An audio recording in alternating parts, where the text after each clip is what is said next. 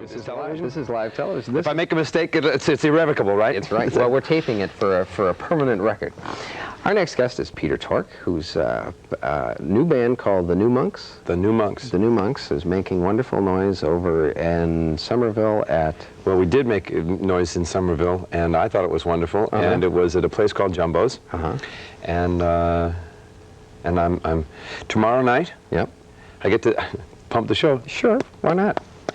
I'm playing once again. Once more time. Once again. In Franklin's in Shirley, Mass, or is it the other way around? No, it's Franklin's in Shirley, Mass. Is there a Franklin's, Mass? Well, there may be a Franklin, Mass. I don't really know, to tell you the truth. Let's see. It's Saturday, so it must be Shirley, Mass. Right. How long has this tour been going? Going and going and going and going. This is just a mini tour, a micro mini tour, a couple of days. Yeah.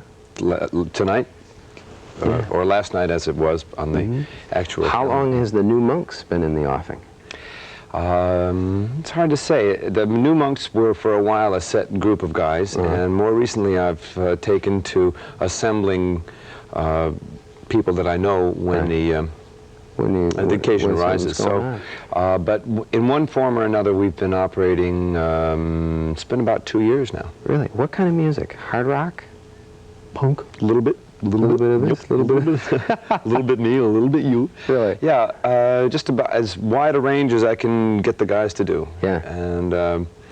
And to Gus and Richie and Tony, who all those with me guys tonight. are Hi guys, thanks a bunch. Yeah, really. Yeah, right. Relaxing while I hope that, I hope their feet are kicked up and that they're enjoying themselves. Hey, guys, hey. So listen, long time. You've been at this entertainment game for a long time. How old were you when the Monkees took off? 6. Oh, come on. Everybody's dodging age tonight. All right, all right. I'm 40 years old. Really? How do you feel? Do you? No, come on. I feel like a child again. Yeah.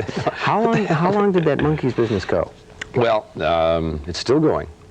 In some terms, in the sense of I think best ofs or something. Well, there's a new best of album is coming out. I understand Arista is putting out a new best of album, a new one, not a repeat of an old one. You mean a second collection of really? Greatest hits? Well, yeah. I've read somewhere that like the current best of does really well on those mid charts. Occasionally. We did. We had 4 albums in the top 30 in Japan last year. Did you really? Yes. Isn't that incredible? How the hell did they do that? I don't know. Yeah. It's a strange bit of business. It's a very strange bit of business, and it's hard. You know, I'm sure some sociologist could have a field day trying to figure out what it was really all about. Well, by the same token, though, there was some very good music. Everybody, gave you guys a bad rap, but there was some very They nice sure music. did. Boy, and I'll bet you're sorry still now. bitter? You're still mad? No, I'm perfectly calm. No. I mean, those days are way in the background, right? Since then, you have been, you did some school teaching? I taught some school. Yeah, I actually taught school, academics and science and math and English and social. Yeah. I had to take the chance. I knew that if I didn't, the first thing I ever did as a high school teacher in my English class, I knew that if I didn't take the chance, I would never get it again. I made the kids write what I did last summer. Did you really? I really did. Any surprises? No. Hey, this was a liberal school. I mean, these kids were wild and wacky kids. Yeah. So it's interesting that you're chasing this music line. Some of the other guys have gone off into other aspects of the entertainment business. Mike won a Grammy just recently. We're making a video record. Mickey and Davey are doing a little of this and a little of that. And for myself, it's kind of interesting. My career, I think I'm at the other side of the trough now. I'm beginning to feel myself surging powerfully, well, mini steps, little bits and pieces, getting more and more like it's really. I was talking to the guy who drove me here tonight, and it was with a sense of shock and amazement that I turned around and said, "Wait a minute, who's responsible around here?" and realized that it was me. I'm the boss, and it's a scary kind of a thing. But once I decided that I was going to come to grips with it and be my own boss, it started to coalesce very, very slowly, but realistically, the whole thing about that kind of fantastic fame is that it was discontinuous. You know, here I was, and then here I was, and then here I was again. Yeah. And there was like sort of nothing in between. It was just, it was like skipped. No, you must, when you think back, I mean, there must be an incredible distance between you and that. I mean, do any of those memories seem real to you? Oh, yeah. Do they really? Yeah, yeah.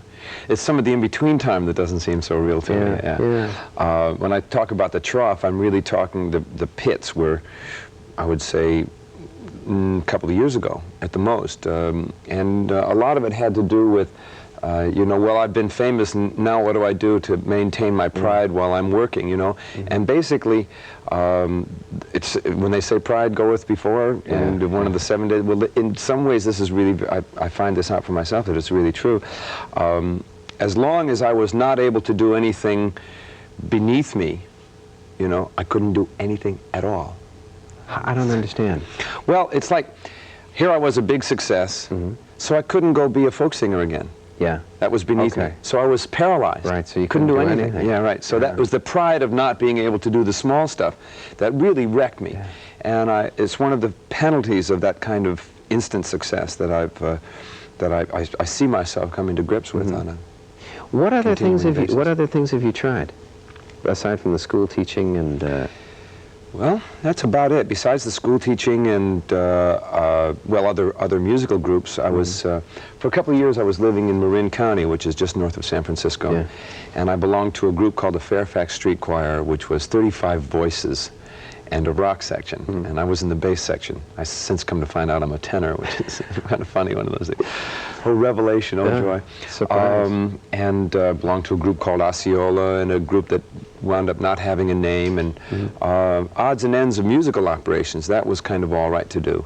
But is it that, I mean, is there one kind of music that you really want to do, or are you just sort of trying this, Actually, trying that, seeing what works? It's a problem because there's several kinds of music, all of which I really want to do, you see, and as well as the rock kind of a performance, I also do a solo performance where it's just me and my banjo. That tends much more to the folk and the ballad and the thoughtful kind of lyric, and the rock, what you're doing, pounding it home, which is an awful lot of fun, but it's really almost incompatible. Whatever you set up to do, whenever you do one, you cannot do the other. Because who's going to listen to a thoughtful lyric when they go, rock and roll, give me Leonard Skinner, you know? That's which is what you get in the bars, and so you just give them like this, and then in the folk clubs, you know, you play the gentle thing, and there's no way to get out the rock because you don't have the drum and the guitar. So it's too bad, but so I do both. There must be a middle ground somewhere, don't you think? You'd think. But I think that, again, this is a case for me where as I grow, you know, to where I know what I'm doing and can handle the situation, you get to be able to take on a larger and larger area.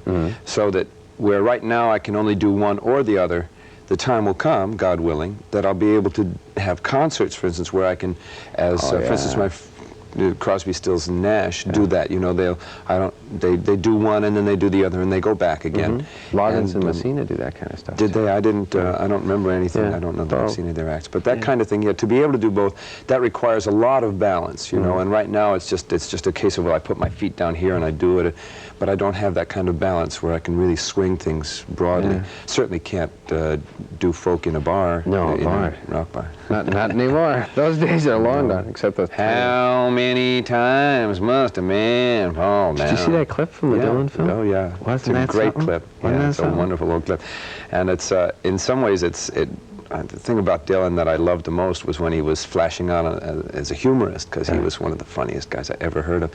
He just doesn't seem to be doing that too much anymore. Little bits and pieces. You can call me Jimmy or you can call me Zimmy, but you're going to have to serve somebody. Which is funny. You can call me Zimmy, you know, that little flash to what's his real name. I don't even know what his real name is, that kind of thing. So it's kind of cute, but he doesn't like come right out where he was built a fire on Main Street and shot it full of holes, which is really outrageous. Never ceases to surprise. Never ceases. I'm told as well that you're involved in a rock and roll game show.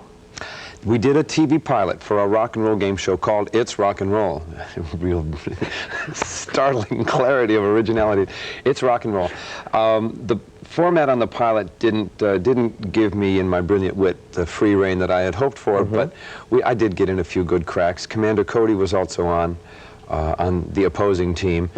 Chubby Checker and Bobby Rydell were also there, and then we had a couple of what we call civilians sorted off into 2 teams of 3 each, and essentially it was just a quiz show based on rock and roll. Who did the remake of New Boy from New York City and that kind of thing. Yeah. Was this is this a one-shot, or are they fixing to... They're hoping to sell it, and I'm hoping to be a regular, and we're hoping to, you know, for fame and glory, and so the show business is built on hopes like this. But wow. This isn't a hope. I'm really here, live on 5. Yeah, live on 5 all night. Boy, when was the last time you were out in New England? I come here regularly. Do you? My parents live in Connecticut. Huh. I have a brother who lives in these parts. Yeah. And for some reason I seem to be going over in the Boston area as a show thing, so I keep coming back until I've sucked the place dry. I'll be back. How did you get from Connecticut out to Los Angeles for the television stuff? When how did that all happen? Well, I was in New York after I flunked out of college for the 2nd time. Sorry, Pop. And I was in New York as a folk singer, and something, I just can't put my finger on it, but I really had this enormous sense of being expelled. Like the city was saying, I experienced it at the time as the city was saying, get out. But later on I wondered if it maybe wasn't California. Saying, come on down.